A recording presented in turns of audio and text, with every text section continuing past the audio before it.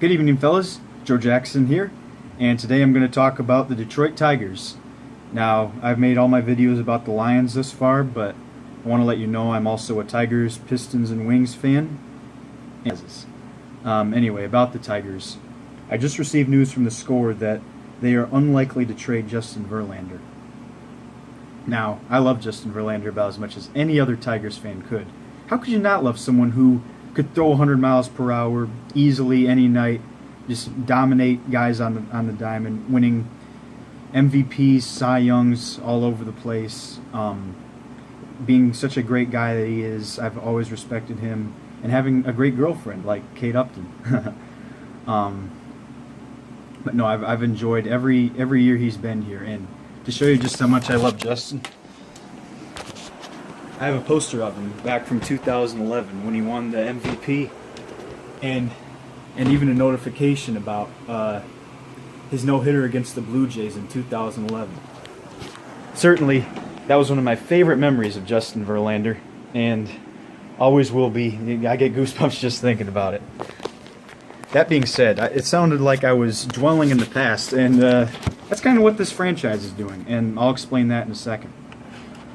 Now, I said I love JV, I love Miguel Cabrera as well, and I love Victor Martinez as much as anybody. They've given everything they could to this franchise. But, you know, age doesn't go down, age only goes up, and put simply, although they're still good, productive ball players, they're not going to put the team on their back quite like they used to. I don't see Verlander winning a Cy Young again. I don't see Cabrera winning a Triple Crown because of health issues. And I don't see, or I don't see Cabrera winning a home run title either. But Triple Crown obviously is way up there. And Victor, it's hard to see him getting much better just because he's been so injured. It's been sad to watch, but he's still out there playing with everything he's got. I respect him for that. That being said, these guys I just mentioned are eating up a lot of our salary cap. And you know, they're stars, you got to be able to keep them. But right now, it's time for the Tigers to hit the sell button. When will they learn? When will they learn that this team is going absolutely nowhere? To elaborate on that, they're 32-38 right now. They're getting their butts kicked in Seattle. And the West Coast trip is another failure. They seem to always do terrible in that. This starting pitching staff is below average. Maybe a few good pitchers like Michael Fulmer is very good. Justin Verlander, Daniel Norris having mediocre seasons. Everyone else has been incompetent. And speaking of incompetence, the bullpen takes that word to a whole new level. I can't find a word for how bad it is. It's unbelievable. And this hitting is pretty good. You know, I think it's like 5th or 6th in the AL, but still not quite enough to be competitive, or consistent enough, for that matter, to be competitive in the American League. So we all know, if you've been watching the Tigers this year, you probably figured they're going nowhere this year. Part of that is having aging ball players, which is fine. I don't mind the fact that Dave Dombrowski took all the chances that he did. You know, back in 2006, he went for it. He got Pudge Rodriguez, and then he took more chances in 2009, I think it was, when he got Miguel Cabrera. Made that big, huge blockbuster trade a few years later for Max Scherzer and Austin Jackson, all those guys. Have no problem with it. He was playing to win, and from 2006 to 2013, boy, this was a fun team to watch, even though they never quite won it. There's nothing quite like making 3 ALCSs in a row, winning 4 division titles, making the World Series. That's about as good as it could get for the Tigers without quite winning it. However, yet again, I'm dwelling in what was. And the Tigers right now need to dwell in what is going to be.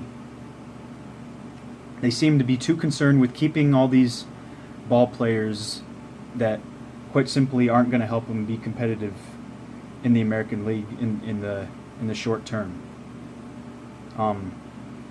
They've invested a lot of money in players past their prime, like K-Rod. What a disastrous year. I mean, bless his heart. I know he's getting very old. And you know his fastball is just not what it used to be. You could see that last year. There's no reason we should have re-signed him this year. Granted, he was getting the job done last year, but you could see Jose Valverde all over again. You could see he was just barely getting out of the game. See, it was probably his last season of decency. So, while I don't like K-Rod's comments about mop-up duty, how he's never done this before, it's because you're not doing anything. But I understand why you're not what you used to be. That's cool. To continue on, other more old players, Jordan Zimmerman, Justin Upton. You know, these guys, they're not superstars anymore. It's that simple. So the Tigers, and that being said, the Tigers have one of the worst farm systems in the league right now. Part of that was because, yet again, we tried to build up for the championship, and it's a normal thing to do that. But what you have to do after that, you have to reload. You have to rebuild. You have to get guys that you think are going to be great in the future. Look at what the Cubs just did. They won the World Series after it seemed like every single year they would trade their best players for draft picks, for minor league players, but look what it got them. It got them the World Series. I mean, you can't get much better than that. They raised players like Chris Bryant, Addison Russell, and a lot more that helped him win the whole thing. But yeah, just the longer the Tigers wait to rebuild, the longer the Tigers wait to build for the future instead of trying to soak themselves in the past, the longer this team's not going to be competitive in the American League.